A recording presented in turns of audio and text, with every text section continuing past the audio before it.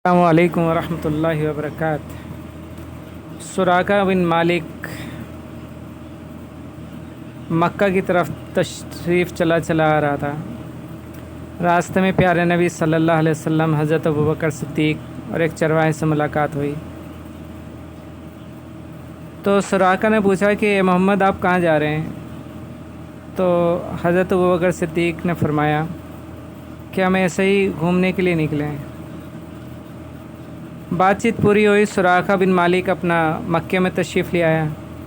जब मक्के में आया तो उसने देखा कि बहुत सारे लोग एक जगह इकट्ठे हुए हैं और मोहम्मद सल्लल्लाहु अलैहि वसल्लम के बारे में बात कर रहे हैं। उसने पूछा, ए लोगों, आज मक्का आधे से ज़्यादा खाली क्यों है और ये लोग इकट्ठे होकर किसकी बात कर रहे हैं? ऐसा क्या हो गया जो पूरे मक्के में सन्नाटा छाया हुआ है और कोई नौजवान मक्के में दिखाई नहीं देता?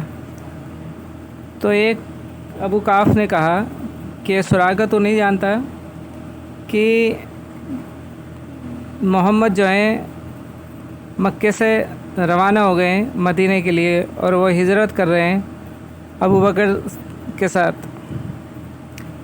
उनके ऊपर जो है जिंदा या मुर्दा के ऊपर 100 ऊँटों का इनाम रखा है, वो भी सुर्ख ऊँटों का, कि जो कोई उनको जिंदा या मुर्दा पकड़ लाए तो उसे 100 ऊँट दिए जाएंगे। तो सुराका बिन मालिक हक्का बक्का रह गए कि अच्छा। तो लोगों ने पूछा, है सुराका, क्या तुझे मालूम है कि मोहम्मद कहाँ है? तो उसने कहा, नहीं, मुझे मालूम नहीं है, मैं तो वैसे तुम लोगों से पूछ रहा था। और वो कह के अपने घर की तरफ रवाना हो गया और घर में आते ही साथ ही अपने ग़ुलाम से कहा कि मेरा जो घोड़ा है तेज़ रफ्तार वाला, उसे निकाल और मैं पीछे से जा रहा हूँ, किसी से कहिए मत कि मैं कहाँ गया हूँ।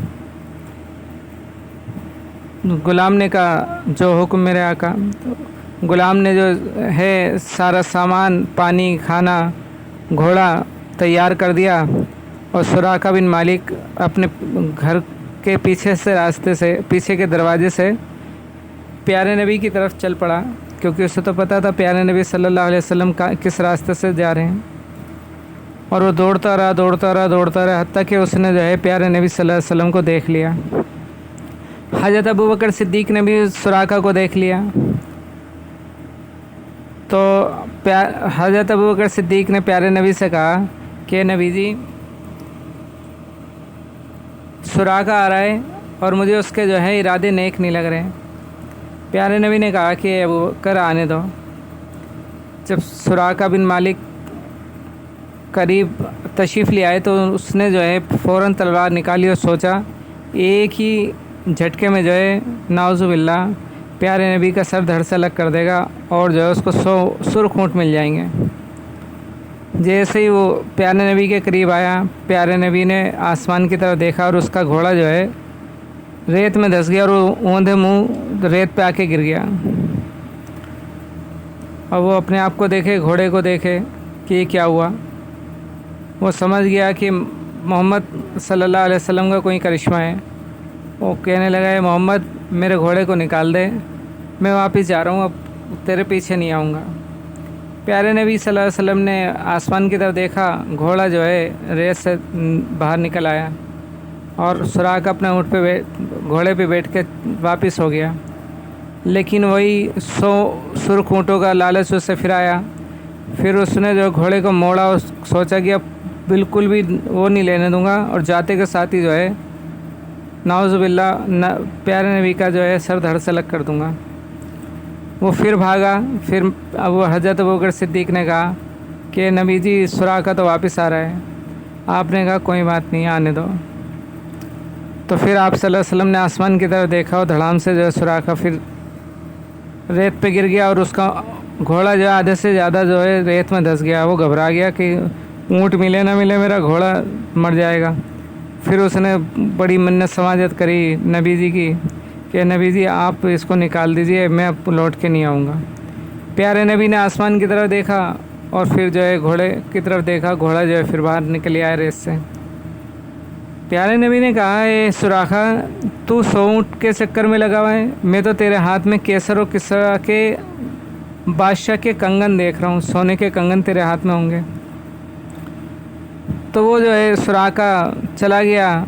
इस बात को सुन के वक्त बीतता रहा। सुराका फ़तेह मक्का में मुसलमान हो गया और प्यारे नबी सल्लल्लाहु अलैहि वसल्लम का भी इंतकाल हो गया, हज़रत अबू बकर का भी इंतकाल हो गया। वक्त बीतता रहा।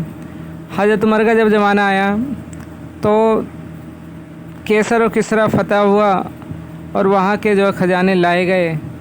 तो हज़रत उमर को ख़जाने की लिस्ट दिखाई गई। हज़रत उमर ने लिस्ट देख के कहा कि अभी लिस्ट पूरी नहीं है, कुछ और सामान इसमें रह गया, देखो।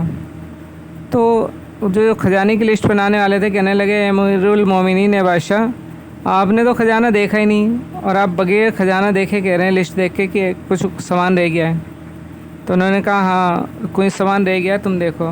तो सामान को फिर तलाश करा गया तो 2 कंगन जो है सोने के केसर और किसरा के वो निकल के आए।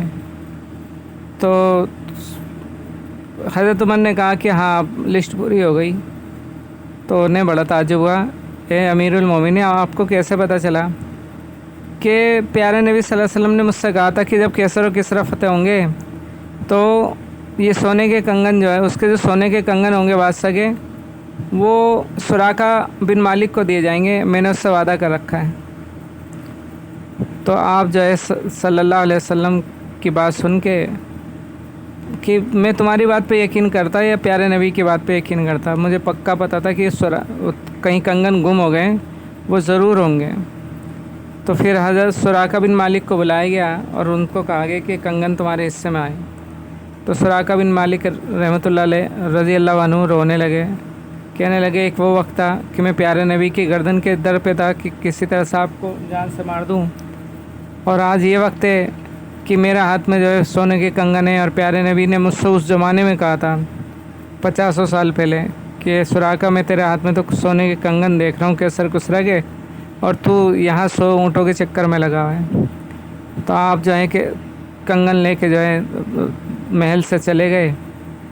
एक काफिर का यकीन इतना था प्यारे नबी की बात के ऊपर कि प्यारे नबी ने कह दिया कि कंगन मिलेंगे तो मिलेंगे और मिल के रहे। ये हमारा यकीन कितना है प्यारे नबी की बात के ऊपर, इस बात के ऊपर हमें सोचना चाहिए कि हमें भी प्यारे नबी की बातों का यकीन करना चाहिए कि प्यारे नबी ने जो कहा है जन्नत है दोज़ख है, वहाँ की तैयारी असल है। दुनिया तो थोड़े से दिन का मेहमान खाना है, यहाँ के रिश्ते थोड़ी सी देर के लिए, यहाँ की ताकतें थोड़ी सी देर के लिए, यहाँ की बीमारी थोड़ी सी देर के लिए। मौत आएगी, सब जुदा हो जाएंगे, सब अपने अपने अमालों के साथ दुनिया से जा रहे होंगे। बस वहाँ की तैयारी हो जाए, उसी की तैयारी के लिए आप मेरे लिए भी दुआ करें और अपने लिए भी दुआ करें, अपनी भी फ़िक्र करें और दूसरों की भी फ़िक्र करें। अस्सलामु अलैकुम वरहमतुल्लाहि वबरकातुहू।